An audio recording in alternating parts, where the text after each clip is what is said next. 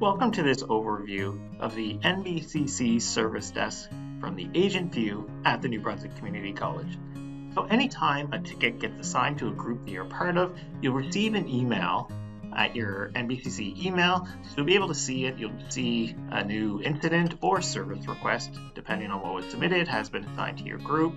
You'll see the description right here, as well as the body of the message. Now, if you want to go in and take ownership of the ticket and reply to it, there's a couple of things you can do. If you click on the link, it'll bring you directly into the ticket. Otherwise, you can open the NBCC Fresh Service dashboard here. And if you go under the second button here on the left, it's going to be the tickets, and you click on the list option. It's going to show you a list of all of the tickets that have been assigned to the teams that you're part of. And I can go on, I can see, for example, this incident 2217, the PC is broken. And so if I select that ticket, there's a few options for me in here that we'll look at. So we'll start over here on the right-hand side of the screen. You can see it was assigned to the IT team. It's an open ticket, the priority is low, and the resolution date right here and time. I can see the requester information right here. And so if I scroll down under the properties area, I can see the priority level and the status of the ticket. So the status of the ticket initially is set to open. As you're working on the ticket, for example, if you reply to somebody and you want to, and you're waiting on a reply for them, you can set it to pending. Once the ticket has been resolved, you can move it to the resolved state, where it'll stay for about 48 hours. So after 48 hours, it will move to the close state if the requester doesn't reply to the ticket. And there's a pending service provider. So if we're waiting on information from, for example, a service provider or a future date and time, some work needs to be done or a task needs to be completed, there's some options there. And once you select these options, it will pause the SLA or service level agreement until those are completed. And so under the source right here, this is the source of how the ticket was submitted. So you can change those. There's phone, email, portal, chat. There's some other options to pick from here. Whether it's a service request or an incident, it's right here. The urgency and impact is available here, as well as there's the group. So if you ever need to assign a ticket to another group, there's an option right here to reassign it if you need to.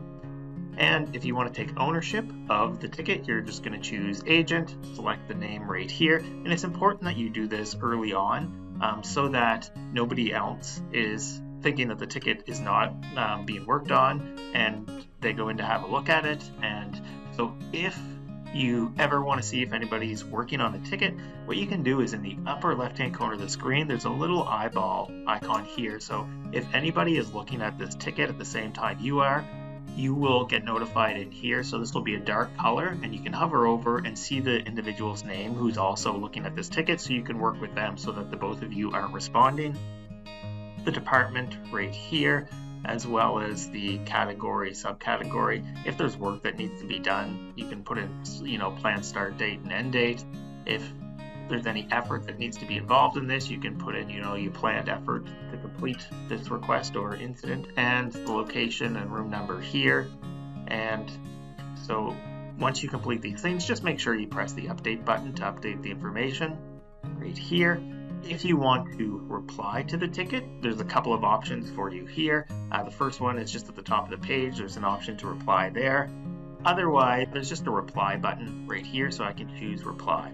Now, when you go to reply to a user, there's a couple of things to keep in mind. There's some formatting options up here. You can type it in right here.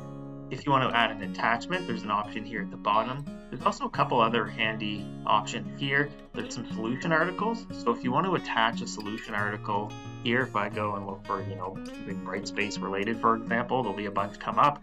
I can click on the link here to go on or insert a URL, insert the content of the solution article if I want to.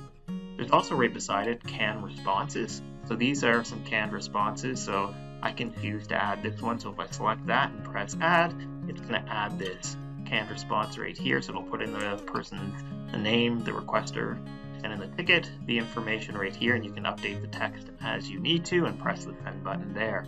And so just a couple other things.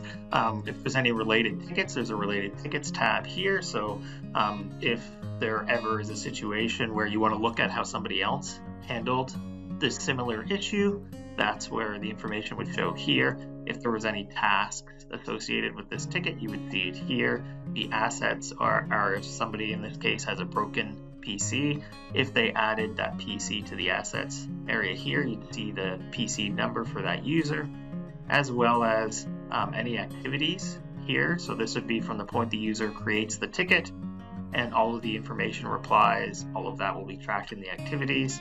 Once the ticket is resolved, the resolution note is available here. And so once you're ready to close the ticket after you've done all the work and it's ready to be closed, again, all you're going to do is go up to the status here. You're going to change the status from open to resolve once it's been resolved, and then press the update button, and that will close or resolve the ticket, and within 48 hours it will change the status to close. So this concludes the agent overview of Fresh Service at the New Brunswick Community College.